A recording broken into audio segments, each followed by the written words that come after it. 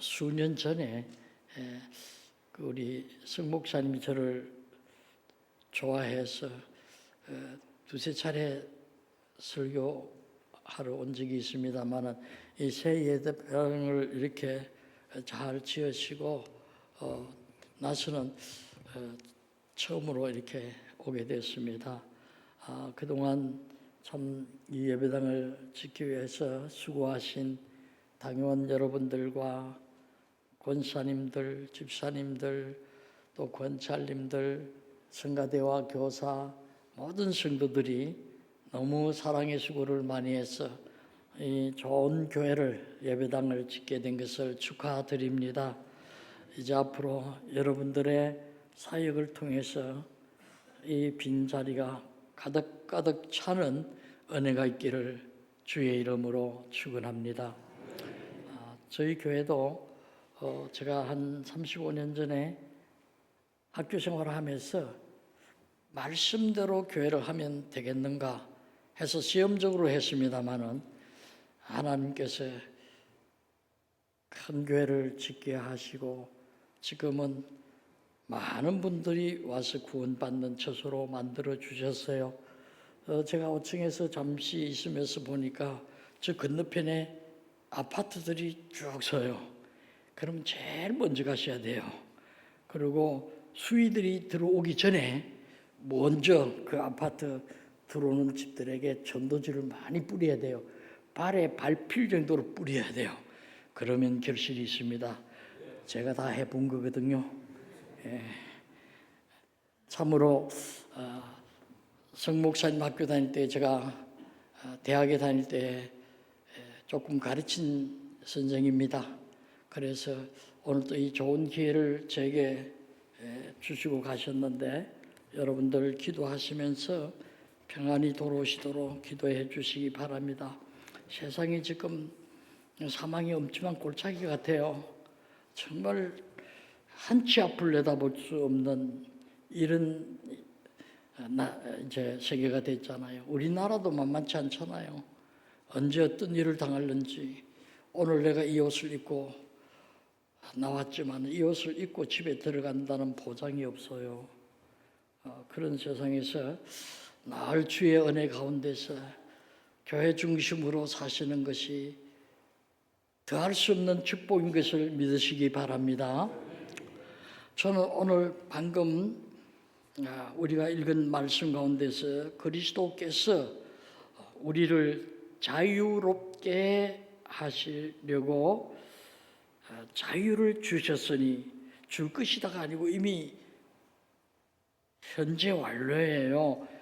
자유를 주셨으니 그러므로 굳건하게 서서 다시는 종의 멍에를 매지 말라, 그렇게 했습니다. 저는 오늘 이 말씀을 중심으로 해서 우리 그리스도인들이 누리는 자유, 그리스도인의 자유에 대해서 얼마나 소중하고 가치 있는가를 다시 한번 생각하는 시간이 되기를 바랍니다. 우리가 구약부터 신약까지 읽으면 끊임없는 종살이 이야기, 종이 되는 이야기, 종에서 풀려나는 이야기가 성경 전체에 큰 맥락을 이루고 있는 것을 볼 수가 있습니다.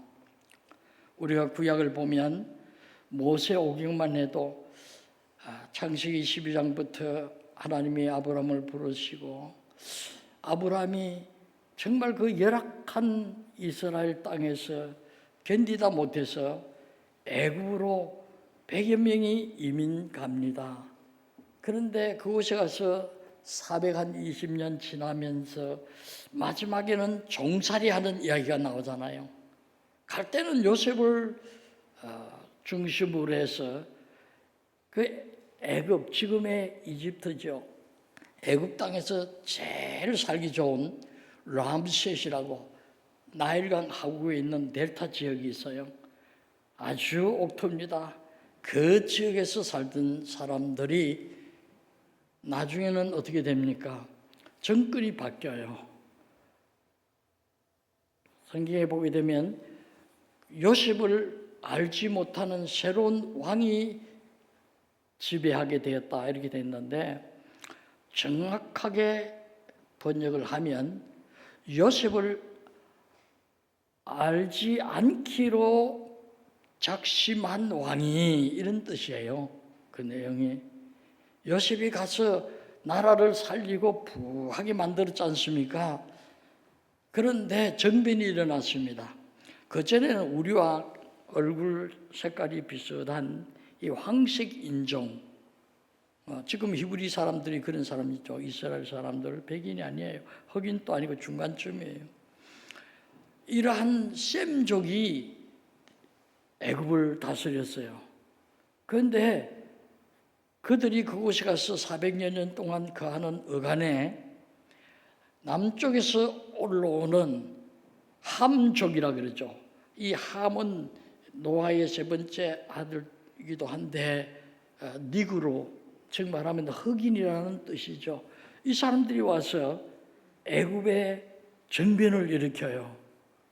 그래서 그동안에 이 애굽의 큰 구국 공신이고 큰 권력을 가지고 재력을 가지고 있던 이 히브리 사람들, 아브라함의 자녀들을 이제는 공격하기 시작하고 그들의 재물을 빼앗고, 심지어 인종적인 어떤 차별, 이 거리감 때문에 나중에는 히브리인들을 인종 청소하려고 아이들이 태어나면 죽이는 이런 일까지 서슴지 않았습니다. 모세라는 말이 물에서 건져낸 아이라는 뜻이거든요. 모세도 나일 강변에 버려지지 않았습니까? 근데도 하나님의 섭리가 계셔서 그 아이를 공주가 키우죠. 아들 없는 공주는 그 제국의 다음 황제가 될 사람인데, 그가 나중에 어떻게 됩니까? 40년 동안 궁중 생활을 하면서 차기에 가만히 있어도 황제가 될 수 있는 이런 위치에 있었지만은, 자기 동족이 말할 수 없는 곤욕을 당하고 종살이 노예살이 하는 것을 보고 격분해서 애굽에 군사한 사람을 쳐서 쓰러뜨린 것이 죽어버렸어요. 그래서 미디안 광야에 가서 또 40년의 생활을 보내다가 하나님께서 이 모세를 통해서 애굽의 노예가 된 종살이하는 히브리 족속, 나중에 우리가 이스라엘이라고 부르죠.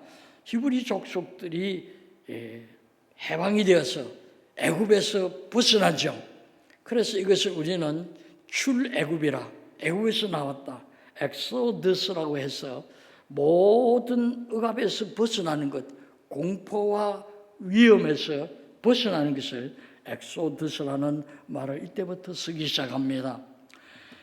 그 후에도 이스라엘 역사는 아수르, 이 아시리아 제국이 나타나서 또 종이 되어집니다.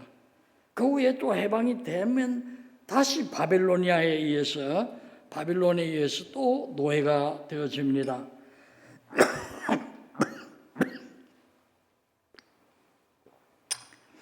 그 후에도 그리스나, 바로 바울 사도가 이 글을 쓸 무렵에는 로마에 또 종살이하는 그런 민족이고 나라였습니다. 그런데 지금도 바울 사도는 사실상 로마의 지배를 받고 로마의 인권과 모든 부와 영광을 다 착취당한 이런 형편에 있는데도 그리스도께서 우리에게 자유를 주셨다라고 해서 이제는 종의 멍에를 매지 말자, 이런 말씀을 하시는 거예요. 이것은 구약의 흐름으로서 이렇게 볼 때에 정치적으로 지배를 받고 정말 군사력으로 지배를 받던 이런 환경에서 이제는 벗어나는가 했는데, 지금 그런 이야기가 아니에요. 오히려 로마에 있는 시자, 이 시자는 다이내스티라고 왕조죠. 한 사람만 아니에요. 10명의 왕이 계속해서 기독교를 박해했습니다. 96년까지. 네로로부터 시작해서. 그런데 이러한 형편에 있고 자기도 지금 종살이나 다를 바 없이 옥살이하고 있는 그런 형편에 처해 있는 이런 분이세요. 그런데도 우리에게 자유를 주셨다. 이 말씀 속에서 우리는 새로운 출애굽을 생각하게 되는 거예요.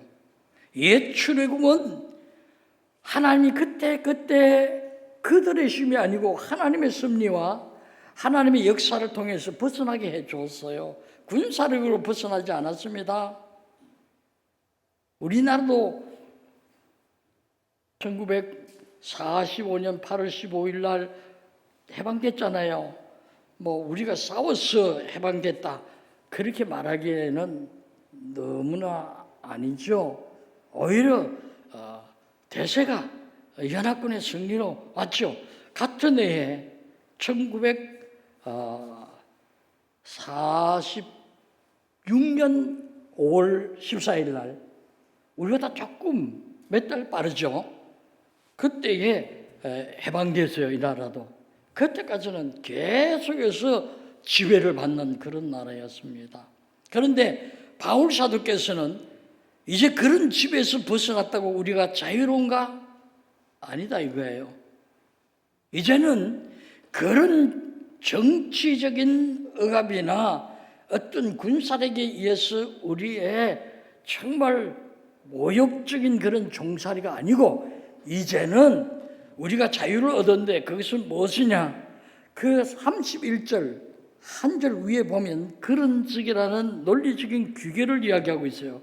거기 보면 형제들아 우리는 여종의 자녀가 아니고 자유 있는 여자의 자녀니라 그렇게 하면서 그리스도의 십자가를 받아들이고 믿는 사람들은 아브라함의 아내 중에서 사라, 자유하는 이 사라의 자손으로 비유된다면 아직도 그리스도 밖에 있고 십자가 이전에 있는 사람들은 자유가 없는 여종의 자녀와 같아. 이 말씀은 아직도 구약의 성도들이 그토록 정말 무거운 짐을 지고 살던 그런 율법의 자녀라, 율법 아래에 있는 자녀라. 그런데 우리는 이제 율법 아래에 있는 사람이 아니고 복음 아래 새로워진 우리의 신분을 지금 이야기하고 있는 것입니다. 이런 면에서 보게 되면 새로운 출애굽은 정치적이거나 군사적인 것이 아니라 영적인 것을 말해요. 영적인 자유. 그 영적인 자유가 무엇이냐? 율법에서 자유로웠다 하는 내용을 위에서부터 밑에까지 읽어보면 계속 나와요. 그래서 밑에 가면 이제는 우리가 율법에서 하나님께서 예수 그리스도로 말미암아 자유를 주셨다 이렇게 말합니다. 율법이 뭡니까? 우리가 보편적으로 그냥 이해하는 것은 구약 성경 전체를 율법이라 이렇게 이야기해요. 구약 성경 전체가 무엇이냐? 하라 하지 말라 정해놓은 명령, 정한 명령이 646개가 기록되어 있습니다. 하라 하지 말라, 하자 하지 말자 이런 권고형까지 이 번역상의 숫자는 약간 차이가 있어요. 원래 성경 마소라 사본이라고 하는데 이 사본에는 646개의 명령이 있습니다. 그런데 히브리 사람들, 나중에 이스라엘 사람들은 이 646개의 명령에 무거운 짐을 지고 살았습니다. 왜냐하면 이 모든 율법을 행함으로써 자신이 어렵게 되어지고 구원에 이르게 되어지고 하나님의 백성이 되어진다 이렇게 믿었거든요. 그런데 사실은 하나님께서 이 갈라디아서를 읽어보게 되면 전에는 몽학선생이라 우리나라 교육제도에 없는 이름을 말했습니다. 이 몽학선생이라는 것은 우리로 말하면 학교에 들어가기 전에 아이들에게 율법을 가르치지는 못하겠어요. 그러나 근육을 단련시키는 이런 교사가 있었어요. 가르치는 자였죠. 근데 우리 성경에 이번에는 초등교사라 이렇게 했는데 사실 초등교사가 뭐 체육도 하지만은 그 가르치는 게 중심이죠. 그런 라본이라 해서 그 사이에서 아주 정해놓은 랍비들만이 가르칠 수 있었어요. 그렇기 때문에 이 아이가 충실하게 걸을 수 있고 운동할 수 있어서 정상적인 사인이 되도록 6살부터 12살까지 이 그것만 가르치는 선생이 있었어요. 그것을 회당학교라 하는데 회당학교에서 그것만 가르치는 선생이 있다 이렇게 있어요. 그래서 율법은 무엇이냐? 이제는 사회로 12살이 되면 성인식을 하는데 사회로 나가기 위해서 적합한 그런 신체적인 조건을 갖춰주는 것이 이 몽학 선생이 하는 일이에요. 즉 이 말은 무슨 말인가 하면 사회인이 되도록 양육해 준다 이런 뜻입니다. 그래서 율법의 내용은, 율법의 중요한 기능은 무엇이냐? 우리가 신앙인으로 살도록, 믿음의 공동체 안에 살도록 적합한 신앙 인격을 훈련시켜 준다 이런 뜻으로 이해하면 좋습니다. 그래서 율법은 우리가 지킴으로써 어려워질 수가 없어요. 이걸 어떻게 다 지킵니까? 못 지켜요. 이것은 지키라고 준 것이 아니고, 구약 성경은 우리가 지키라고 준 것이 아니고, 구약 성경은 우리가 죄인임을 깨닫게 하는, 죄를 깨닫게 하기 위해서 주는 거예요. 그래서 자기 자신이 죄인임을 알고 하나님 앞에 나가는 신앙의 공동체 안에서 정상적인 인품을 가진 신앙인으로 발돋움할 수 있도록 하는 것이 구약의 내용입니다. 그래서 구약은 그림자와 같다면 그 실체는 신약에 있는 것입니다. 그런데 유대 사회에서는 특별히 종교와 정치를 같이 분리되지 않았거든요. 지금의 그 모슬람권에 그런 나라들이 있듯이. 그래서 종교 최고 지도자가 왕권을 갖는 이런 사회예요. 그래서 그 사회 안에서 이 율법을 어긴다는 것은 그 사회에서 더 이상 존속하기 어려울 정도로 엄하게 다스렸습니다. 그런데 이 율법에 하라 하지 말라는 내용을 이 소위 율법사든지 서기관이라든지 큰 무리로서는 바리새파, 사두개파 이런 정치 집권단들이 있었는데 이들이 이것을 가르치면서 자기는 스스로 오해를 해서 자기는 율법을 다 지켰다 이렇게 생각한 거예요. 이것은 무엇이냐? 모든 세상 종교가 다 그래요. 세상 종교는 다 자기가 선을 행함으로써 자기가 어려워지는 거예요. 그래서 나는 스스로 어렵다. self confidence. 잘못된 종교의식을 가지고 사는 거예요. 이거 아니에요. 율법은 지킴으로써 어려워지는 것이 아니에요. 그런데 이것을 지키려고 얼마나 애를 썼는지 38년 동안 병들어서 베데스다 이 간헐천 옆에 누워있는 한 환자의 이야기를 생각해 보세요. 누가 넣어주는 사람이 없어. 그 간헐천이 올라올 때에 먼저 들어가는 자가 병 낫는다는 이 토속적인 전설에 의해서 그게 난치불치의 환자들이 있습니다. 예수님이 지나가다가 그 참혹한 모습, 인간의 바닥까지 추락한 그 참혹한 모습을 보시면서 주님이 안식일날 내 상을 들고 집으로 돌아가라 이렇게 했다고 그때부터 예수님을 죽이려고 했더라 성경에서 그랬잖아요. 왜? 안식일날 아무것도 못한다 이렇게 알았거든요. 그러면서 자기네들은 종교 일들을 다 했어요. 이런 종교 사이에서 율법을 지켜간다는 것은 너무너무 어려워요. 그때는 11조, 이거 험했습니다. 3년에 한 번씩은 구제를 위한 11조, 3년에 한 번씩은 전체 곡물 생산에서 또 다른 11조를 내야 돼요. 안 내면 그 종교사회에서는 용납이 안 되는 거예요. 얼마나 무거운 짐을 지고 살았는지 몰라요. 그런데 지금 바울 사도께서 주시는 말씀은 그리스도께서 우리에게 이런 모든 무거운 짐이 되는 율법을, 그 짐을 우리에게서 벗겨주셨다. 이 말씀을 지금 하고 있는 거예요. 마태복음 11장을 여러분이 읽어보면 이런 말씀이 있죠. 수고하고 무거운 짐진 자들아 다 내게로 오라. 여기에 무거운 짐이라는 것은 앞 구절을 읽어서 이렇게 흐름에서 보면 율법의 무거운 짐진 자. 그래서 다른 사람 보기에는 나는 어렵게 산다고 그러면서 자기 신앙 양심을 속이고 사는 사람 얼마나 더 괴롭겠어요. 이런 사람들에게 예수님께서 11차례나 너희가 율법을 잘못 알고 있다.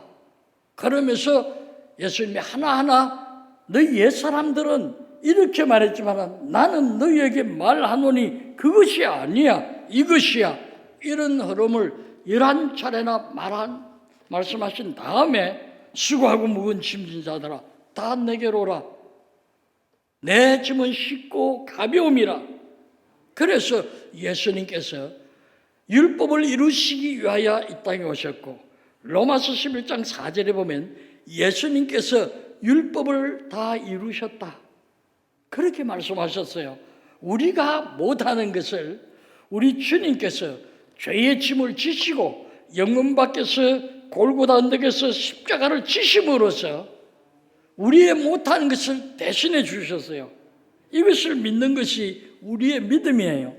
그래서 우리는 자기 자력 종교, 자기의 공로의 신학에 의해서 구원받는 거 아니에요. 다 예수님의 십자가에서 다 이루셨다. 율법의 요구를 다 이루셨다고 말씀하심으로써 우리가 예수 그리스도를 믿을 때에 그리스도의 의로우신 그 은총이 우리에게 증가되어지는 의라 이렇게 하죠. 우리에게 의롭게 만들어 주신 거예요. 그래서 우리가 누구든지 주의 이름을 부르는 자는 구원을 얻으리라 믿습니까? 이게 우리의 신앙이에요. 이것을 믿고 나면 그 다음에는 우리가 그전에 비도덕적으로 살고 비도덕적인 사이에서 어쩔 수 없이 그런 일을 했다 할지라도 문제되는 것이 없어요. 이제는 믿음으로 의로워지는 것을 믿습니다. 세상의 제종교는, 모든 종교는 자기가 땀과 피와 눈물, 자기의 정말 노력에 의해서 찾아가는 종교예요. 그러나 하늘의 영광을 비우시고 피조물 중에 인간의 모습으로 오셔서 우리를 위해서 죽으시고 무덤에까지 낮아지신 이 주님은 우리의 모든 짐을, 죄의 짐을 동이수에서 만나지 못한 것 같이 우리에게서 완전히 제거해 주신다는 사실을 믿습니다. 이런 면에서 그리스도인의 자유는 율법에서의 자유예요. 신앙생활을 하면서 이 구약적인 명령을 지켜보려고 애를 쓰면 쓸수록 우리는 자괴감이 생기고 우리는 오히려 신앙적인 용기를 잃어버리고 언제나 자기를 자책하는 사람이 되어져요. 그거 좋은 그리스도인이 아니에요. 여기 제가 목을 많이 달아서 기침을 자주 합니다. 그런데 여기 컵을 누가 깨트렸어요. 애가 깨트렸어요. 아빠, 오늘 내가 아빠가 좋아하는 컵을 깨트리는데 용서해 주세요. 컵보다 아들이 중요하지. 괜찮아. 조심해. 그 다음날 아버지가 또 퇴근해 오는데 쫓아나면서 아빠, 어제 내가 아빠 좋아하는 그릇을 깨트렸어요. 아주 심각하게 이야기해요. 괜찮다니까. 어제 내가 괜찮다 했잖아. 또 뭐. 그 다음날 또 퇴근하는데 쫓아나오더니 눈물을 흘리면서 아버지, 아무리 생각해도 용서받지 못할 죄를 지었습니다. 아버지 그렇게 좋아하는 거 내가 깨뜨렸으니 어떻게 하면 좋아요? 이거 아버지의 말을 믿는 겁니까? 안 믿는 겁니까? 안 받아들이는 거예요. 우리가 그런 식으로 신앙생활을 해요. 10년, 20년, 30년 전에 지은 죄를 새벽기도 시간에 와서 조용할 때마다 주여 그때 내가 이런 죄를 지었나이다. 이거 그리스도인의 용서, 십자가의 용서를 못 믿는 이런 불신앙이에요. 이것은 누가 나를 정죄하리요? 누가 나를 고발하리요? 누가 나를 그리스도의 사랑에서 끊으리요? 환난이나 위험이나 적신이나 칼이랴. 이런 것이 우리를 그리스도의 사랑에서 끊을 수 없느니라. 믿습니까? 그럼요. 이제는 우리는 행위로 구원받는 것이 아니고 오로지 믿음으로만 구원받는다는 사실을 믿으시기 바랍니다. 그러니 믿음은 선물이라 점잖은 말이고 공짜라 이 말입니다. 우리는 정말 믿음을 거저 주신 은혜를 즐기는 것이 무엇이냐? 이게 그리스도인의 사랑이에요. 그런데 율법에서만 자유하게 하셨느냐? 아니에요. 예수님께서 오셔서 우리의 질병을 지시고 동이스에서 본 것처럼 옮기셨다 이런 말이에요. 우리를 그 질병의 고통에서 자유롭게 하셨어요. 지난 주간에도 두 분이 세상을 떠나서 하나님 나라 가셨는데 불신자들이 죽을 때는요 90이 넘어도 안 죽으려고 창호제를 막 찢는 이런 할머니 제가 장례 치른 적이 있어요. 그러나 우리 믿음의 사람들은요 하나님의 부르심을 영적으로 알게 되어 있어요. 그렇기 때문에 그때가 되면 하늘나라의 소망이 밝아지고 기쁨이 더해지고 부활의 확신이 더해지니 죽음에서의 자유 얼마나 큰 선물입니까? 예, 죽음의 공포가 사라지게 돼 있어요. 믿음 생활하면 질병에서 사라져요. 실망과 좌절, 바울 사도도 그런 경험을 했어요. 살 소망까지 끊어지고 사형 선고를 받은 자같이 살았다 이런 말씀도 하셨거든요. 그 큰 사도께서도 그런 말씀을 하셨어요. 우리가 구약을 읽어보면 거짓 선지자 850명과 싸워서 그리시네가에서 좌처형하고 정말 대단한 영웅이었죠. 힘있는 사람이었어요. 그러나 아합과 이세벨이 위협을 가할 때에 그리시네가에 도망갔어요. 느뎀나무 아래서 하나님 나 이 세상 더 살기를 원치 않습니다. 나를 불러주시기를 원합니다. 얼마나 절망과 좌절에 빠지면 이런 기도로 하나님께 올리겠습니까? 그 큰 선지자, 우리가 대선지자라고 하잖아요, 이사야를.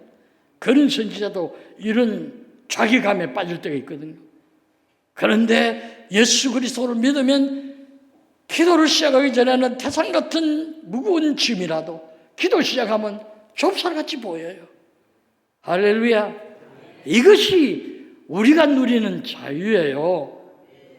실패를 몇 번 해도 의인은 7번 실패한다 할지라도 다시 일어서거니와 자문의 중요한 말씀 중에 한 말씀이에요.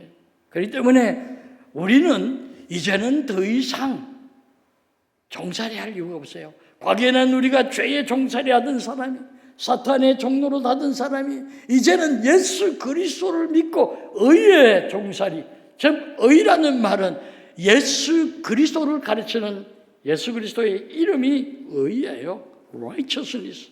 예수님의 이름이에요. 예수님의 종살이, 이것은 어려운 것이 아니에요. 그것은 마땅히 사랑할 사람을 사랑하는 사랑의 종로로 사는 것이라 그렇게 말씀하셨어요. 정말 이 아름다운 꽃도 정말 우리가 볼 때 얼마나 귀한 겁니까? 이것을 갖다 바치는 이 모습 속에서 우리는 그리스도인의 기쁨과 자유를 볼 수가 있어요. 뭐 제가 광주를 무시하는 건 아니지만은 큰 문제 없죠, 이 동네.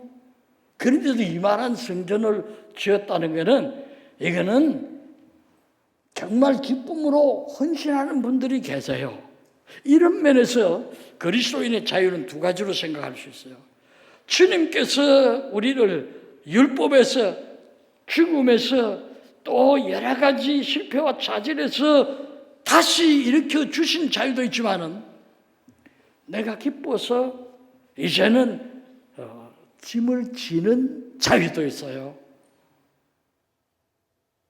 바울 사도께서 에베소 교회를 떠나서 예루살렘으로 갈 때에 사람들이 말렸습니다. 예루살렘에 올라가면 자객들이 벌써 당신을 살해하려고 준비하고 있는데 왜 가십니까? 말려서요. 그런데도 바울 사도께서는 에베소서 교회를 섬기는 장로님들을 마지막으로 부르시고, 내가 2년 동안 눈물의 목회를 했지만은 선교적 사명 때문에 예루살렘으로 올라갑니다. 그러면서 작별했습니다. 나의 달릴 할 길을 마치려 하면은 나의 생명조차도 귀하게 여기지 않습니다. 그러면서 떠났습니다. 중간에 가다가 한 곳에서는 아고보라는 선자가 또 상징이 계시죠. 바울 사도의 허리띠를 어디서 구해서 이 띠의 주인이 이렇게 예루살렘에 가면 체포당할 것이라 예언했어요. 그런데도 그는 이런 말씀을 하셨어요. 사도행전 21장 13절에 보면, 여러분이 어찌하여 울며 내 마음을 상하게 하느냐. 나는 주 예수의 이름을 위하여 결박당할 뿐만 아니라 예루살렘에서 죽을 것도 각오하였노라. 이게 말릴 수 없는 거예요. 장로될 때에 장로님들, 사모님들 그만두세요. 그만 이제까지 한 것도 충분한데 뭐 장로까지 데리고 왔네. 그래도 길을 쓰고 해하셨죠. 근데 물러가는 사람도 있어요. 내 친구 하나는 워낙 부인이 장로 되면 안 된다 해가지고 장로 그만뒀어요. 근데 하나님이 한번 선택한 사람은 그로부터 한 20년 후에 장로 돼서 잠깐 섬기다가 지금 은퇴한 분이 있어요. 정말 말릴 수 없는 일이 있어요. 자녀들이 엄마 우리 생활도 어려운데 어머니 용돈 준 것을 가지고 이렇게 꽃을 바치나니까 말려도 하고 싶은 것이 있잖아요. 그렇죠? 그것이 무엇이냐? 이제는 짐을 지는 자유가 있어요. 선교사 누가 가려고 합니까? 가끔 가다가 학교에 있으면 학생들이 와서 물어요. 교수님, 제가 이런 교회에 동시에 초빙을 받았는데 어느 교회로 가는 것이 좋겠습니까? 기도해도 답이 없으니 궁금해서 와서 묻습니다. 그러면 내가 물어봐요. 어느 쪽이 제일 고생스럽냐? 그러면 이 교회죠. 그러면 내가 그래요. 딱 얼굴을 쳐다보면서 그 교회로 가라. 그러면 실망했다는 뜻이 예 대답을 안 하고 더 기도해 보겠습니다 하고 가요. 근데 그게 순종해서 시골 간 사람들 치고 목회 소위 세상적으로 말해서 성공 못한 친구가 없어요. 그런데 고난 많은데 버려놓고 거기서 내게 책임을 짊어지게 하고 자기는 자유로우라고. 아이고 저 김 교수님이 나를 이 교회 가라고 했다고. 책임은 그분에게 있다고. 이런 마음이 있는 것 같아요. 내가 볼 때. 그래서 학교 졸업하고 고생도 안 해보고 목회 시작한 사람들 대개 보면요. 교회가 시끄러워요. 은혜가 안 돼요. 왜 그렇습니까? 그것은 스스로 짐을 져보겠다는 생각이 없는 거예요. 하늘의 나라를 비워서 이 세상에 선교사로 오신 분, 그 누가 말린다고 됩니까? 예수님 십자가 말린다고? 안 되는 거예요. 교회 안에서는 장로님이나 혹은 권사님이나 전도사님, 목사님 이런 분들이 가족들이 말린다고 되는 게 아니에요. 저희 집에서는 제가 가난하게 자랐기 때문에 돈 잘 버는 직업을 갖기를 원했어요. 제가 또 어릴 때 공부를 꽤 잘했거든요. 그러니 기대를 잔뜩 했다가 신학교 간다니까 우리 아버지가 완전히 표정이 달라졌어요. 인쇄도 받지도 않아요. 그래도 못 말렸습니다. 저희 어머니도 그때는 예수 안 믿을 때라서 정말 근심했는데 제가 목사 안수 받는다니 자발적으로 그날부터 교회 나가서 35년 동안 권사님으로 섬기는데 20년 동안 누가 말기도 안 돼요. 저녁만 되면 교회에 올라와서 철화를 20년 동안 했어요. 21년 동안. 그래서 그 교회 가면 어머니 예배 드리는 그 교회 가면 그 기도하다가 주무시던 의자를 세교회 직구도 기도의 자리라 해가지고 남겨놓은 걸 봤어요. 그렇기 때문에 말려서 안 되는 것들이 많아요. 그것이 무엇이냐?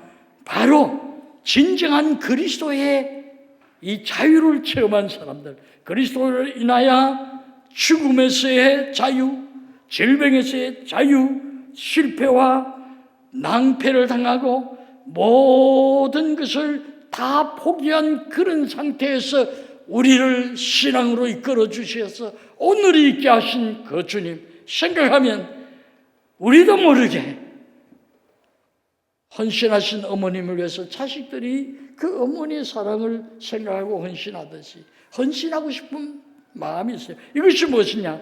그리스도인의 자유거든요. 이러한 자유를 우리는 짐을 벗는 자유라, 또 짐을 지는 자유라, 이렇게 두 가지로 나누어 생각할 수 있습니다. 기도하십시다.